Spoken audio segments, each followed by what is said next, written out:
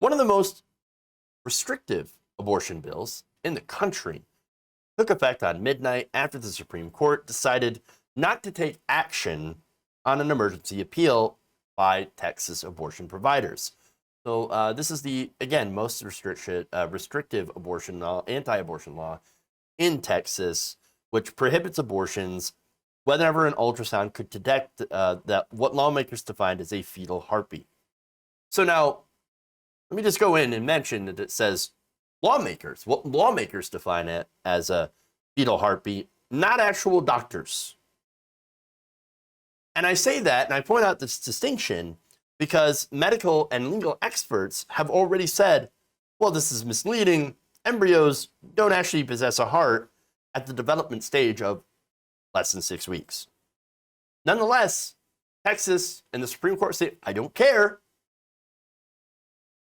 I don't care. Go ahead and do what you're going to do. Ban abortion at 6 weeks. That's what they're doing. And so they're actually one step closer to being a theocracy, a Christian theocracy, than anywhere else in the world. Providers and abortion rights advocates groups say that this would affect at least 85% of the abortions taking place in the state, as many people don't even know they're pregnant within the first 6 weeks. Now, a lot of right-wing groups have been constantly going after Roe v. Wade. They've been enacting bans statewide that continue to be struck down, but they've always been struck down. But what makes this different? Why didn't the Supreme Court take up this case? Turns out this law is different. It was crafted to be different. In the bill, the enforcement is not left up to the state. So that keeps technically the government out of enforcement.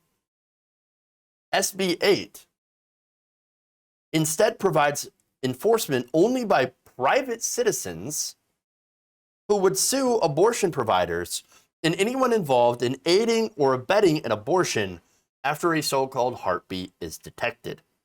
That mechanism could allow SB 8 to skirt Roe v. Wade within certain limits. So that's the insidious thing, right?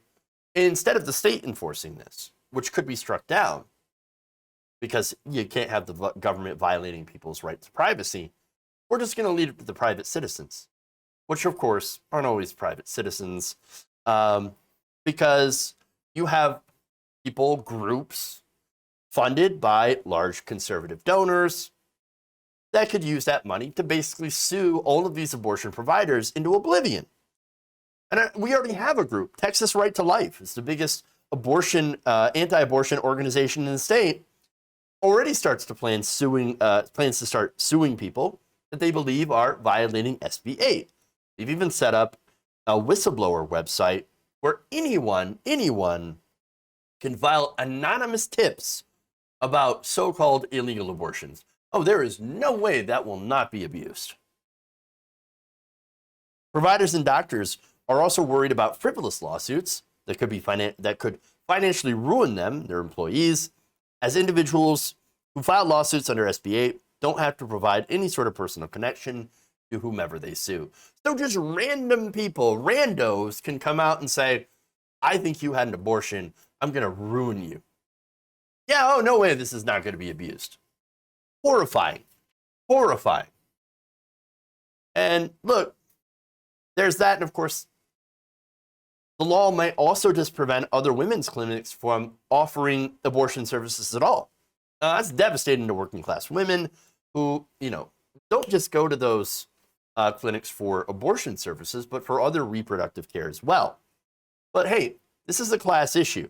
Abortion is a class issue because rich women have the availability, the opportunity to fly to another less restrictive state or even country to go and get an abortion.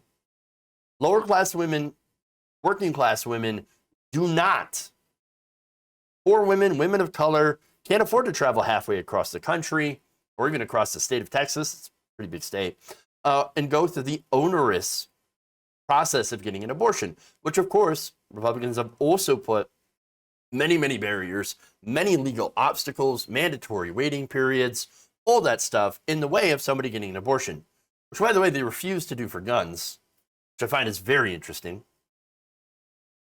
And so you only have a very narrow time frame of 6 weeks. That's basically 2 missed periods. That's it. That's it. Anybody who knows anything about women, which apparently these lawmakers do not, knows that there could be missed periods for a multitude of other things that don't include pregnancy. Polycystic ovarian syndrome, for example. I know somebody very, very personally who suffers from that, and some of that is irregular and missed periods, sometimes 2, 3 to 6 months. That can happen. And that's just one example of something other than pregnancy that can delay periods. And you don't know if you're pregnant. And by the time, of course, a woman might actually believe that she might be pregnant, it's too late. No, it's only 1 missed period. Yes, sorry about that. You're right. You're right, it is. So this is, and again, this entire thing is by design. It is a huge, enormous attack on women's bodily autonomy, which is ironic, of course, considering the current party's stance on vaccines. Oh, my body, my choice. Don't mask the kids in school, freedom. And they try to pretend that they're pro-life as well. Interesting. And yet, at the same time, they're like, oh, yeah, force the women to have the babies they don't want and are forced to take care of for the rest of their lives. We're the pro-freedom party. Sure you are. Nailed it. If you enjoyed this video, please give us a like and share with your friends. You can subscribe and help out the channel by becoming a patron. It's patreon.com/Jeff Waldorf, or you can become a channel member as well by hitting the join button below.